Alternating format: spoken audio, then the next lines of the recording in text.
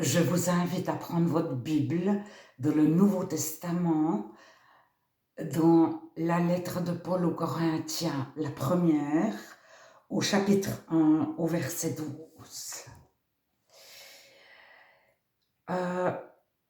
Paul parle et dit, certains disent qu'ils sont de Paul, d'autres d'Apollos, d'autres de Christ, donc de Jésus, et d'autres de Céphas, Pierre, Simon. Céphas, Pierre, Simon, c'est une seule personne. Alors, dans certaines traductions, vous avez Pierre et dans d'autres, vous avez Céphas. Donc, il y a Paul, Apollos, Pierre et Jésus, enfin Christ. Et donc, il y a 4 camps. Et certains se réclament de l'un, de l'autre, de l'autre. Alors, on a vu que Apollos baptisait du baptême d'eau de Jean. Et les personnes que Apollos avait évangélisées dans le livre des Actes avaient reçu uniquement le baptême d'eau, mais pas le baptême du Saint-Esprit. Et Paul, par la suite, rencontre les chrétiens qu'Apollos a évangélisés et les baptise du Saint-Esprit. Et si vous lisez tout ce qui concerne le baptême dans le livre des Actes, on voit que le baptême de Jean est le baptême d'eau, et il y a un autre baptême qui n'est pas forcément précisé, qui est le baptême de l'Esprit. Alors, on a donc toujours en 1 Corinthiens 1, 12, par la suite, Paul dit, mais Christ est-il divisé? Paul a-t-il été crucifié pour vous? Et c'est mon nom, donc au nom de Paul, que vous avez été baptisés. Mais le baptême dont parle Paul, c'est le baptême du Saint-Esprit. Alors, c'est repris 2 chapitres plus loin, au chapitre 3, verset 4. Quand l'un dit, moi je suis de Paul, et un autre dit, moi je suis d'Apollos. Qu'est-ce donc Apollos, qu'est-ce que Paul, des serviteurs, etc. J'ai planté, Apollos a arrosé, mais Dieu a fait croître. En sorte que ce n'est ni celui qui plante qui est quelque chose, ni celui qui arrose, mais Dieu. Donc ne regardez ni à Paul, ni à Apollos, ni à Pierre, ni à Jean, ni à Jacques, regardez à Dieu. Et c'est Jésus qui a été crucifié et baptisé. Alors, donc il y avait des divisions parmi les premiers chrétiens. Et ça se retrouve dans 1 Corinthiens 15. Donc il y a le credo de Paul.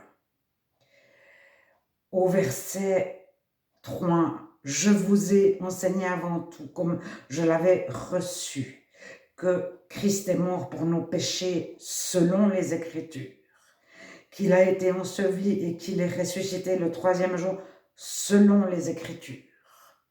Ça, c'est le credo, 1 Corinthiens 15, 5. Alors, la suite, je vous en ai déjà parlé. Il est apparu à Céphas, Pierre, Simon.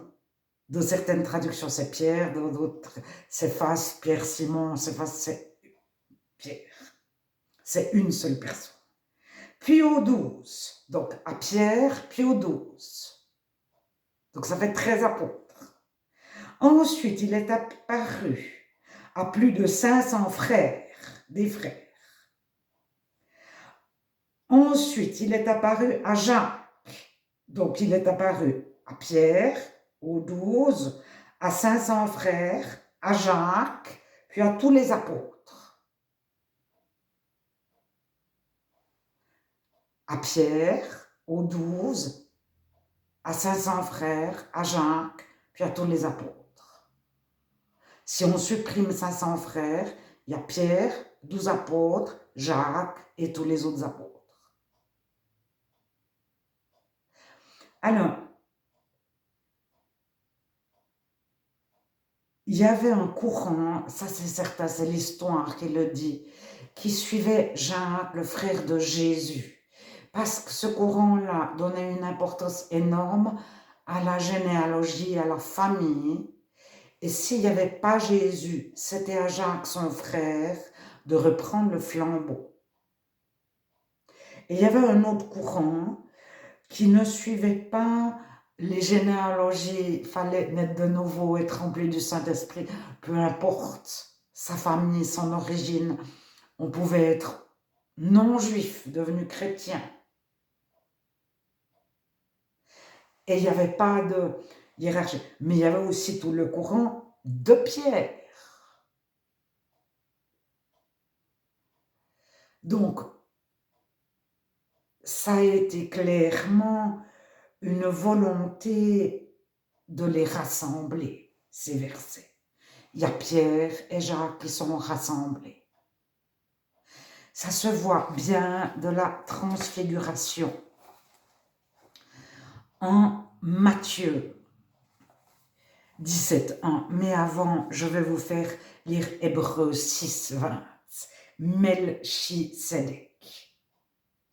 Hébreux 6:20, Jésus est entré pour nous comme précurseur, ayant été fait souverain, sacrificateur, pour toujours, selon l'ordre de Melchisedec.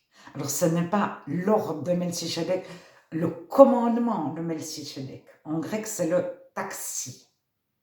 En français, on pourrait dire taxinomie, selon la classe, selon la race, selon la taxinomie, selon l'ordre. Nous sommes de l'ordre des mammifères, comme la vache est de l'ordre des mammifères. Et l'oiseau, le moineau est de l'ordre le moineau et le corbeau sont de l'ordre des oiseaux. Et Jésus est de l'ordre de Melchisedec. Il n'est pas de l'ordre d'Aaron. Et Melchisedec n'a pas de généalogie, n'a ni père ni mère. Jésus est de la même race, du même ordre, de la même taxinomie que Melchisedec. Et à la transfiguration, qui est dans les trois synoptiques, Matthieu, Marc, Luc, Matthieu, Marc, Luc, nous pouvons lire en Matthieu 17, mais aussi en Marc 9 et en Luc 9, mais en Matthieu 17, Jésus prit Pierre, Jacques et Jean. Donc il fallait rassembler Jacques, Pierre et Jean et en former qu'un seul courant. Et Jésus voit Moïse et Élie. Moïse, c'est la loi. Élie, c'est l'esprit. Moïse, c'est la lettre. Élie, c'est l'esprit. Alors Élie, c'est Jean-Baptiste qui annonce Jésus. Mais pourquoi Jésus ne voit pas Melchisedec? C'est la personne la plus importante dans l'Ancien Testament, Melchisedec, puisqu'il est plus important que Abraham. Abraham lui a donné toute sa dîme. Abraham a vu Melchisedec comme supérieur à lui-même.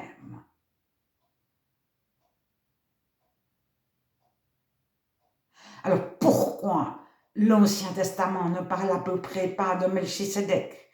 Moi je pense qu'il a été annulé petit à petit et Jésus est venu parce qu'on ne parlait plus de Melchisedec, surtout de son enseignement.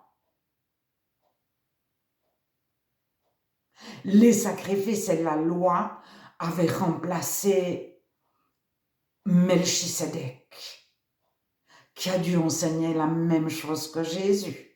Et il est resté payer Melchisedec, payer l'Église, payer les prêtres juifs et l'histoire du pain et du vin. Donc,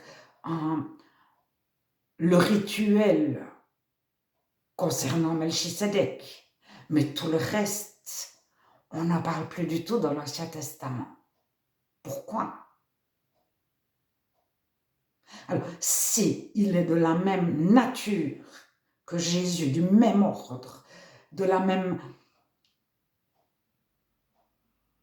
race que Jésus. Il a enseigné la même chose que Jésus. Il n'a ni père ni mère. Il nous reste 3 versets, quelques bribes sur Melchisédek.